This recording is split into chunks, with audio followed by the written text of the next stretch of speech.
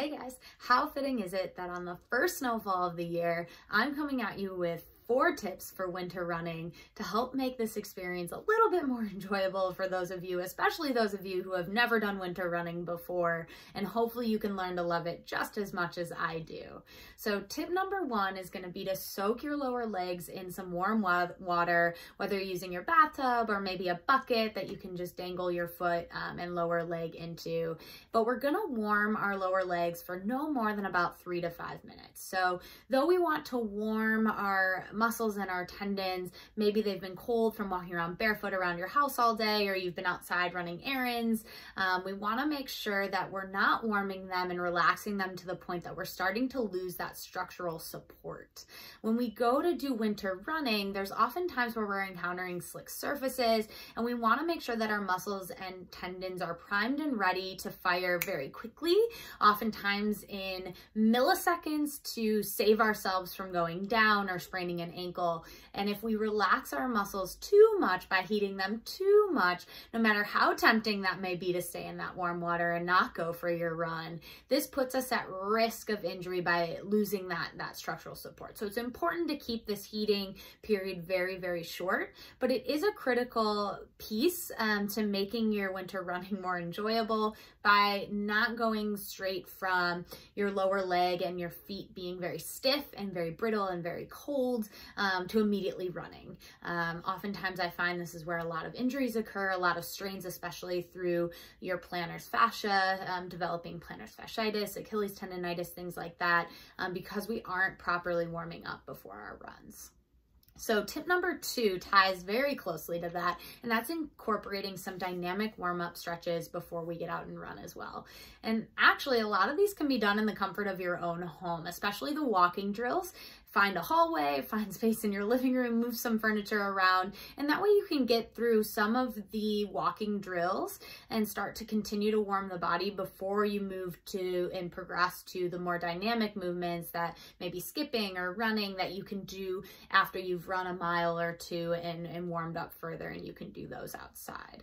So when we're talking about walking drills, we're talking about warming the muscles and tendons in our feet up through our ankles. So we're going to be looking at walking on the balls of our feet, walking on our heels, walking on our arches, and walking on the lateral sides of our feet as well. So these are going to be important for stretching and warming up all of the tendons that connect near our heel and underneath our foot and wrap up through the lower leg on our lateral and medial sides of the leg, so the inside and the outside of the leg, because these are going to be incredibly important when running on ice and slick surfaces to again help us and prevent us from straining these muscles or spraining our ankle from not being able to respond quickly to that slick surface or having to cut one way or the other.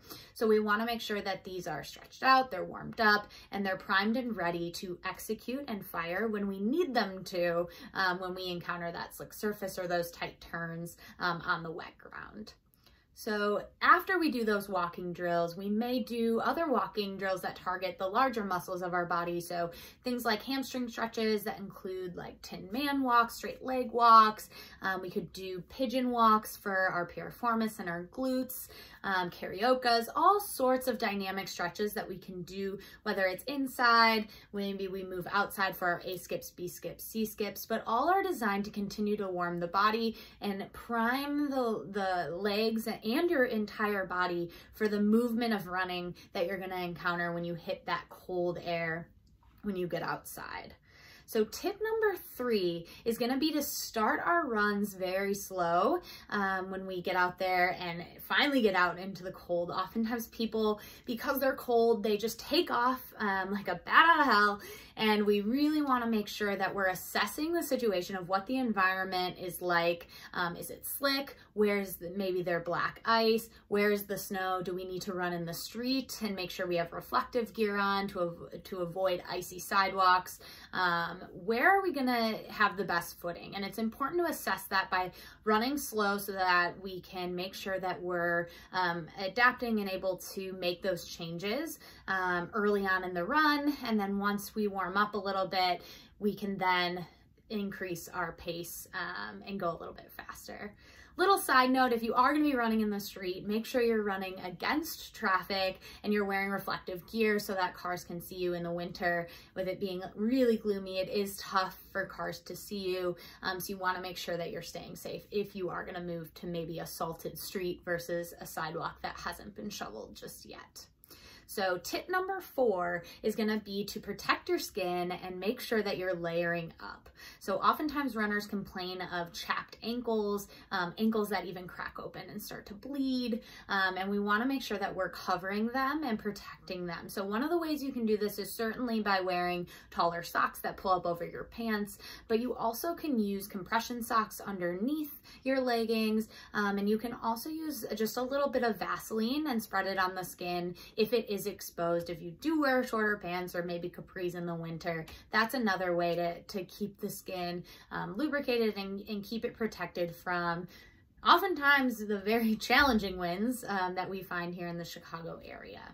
As far as your lungs, it's important that we're protecting the lungs as well.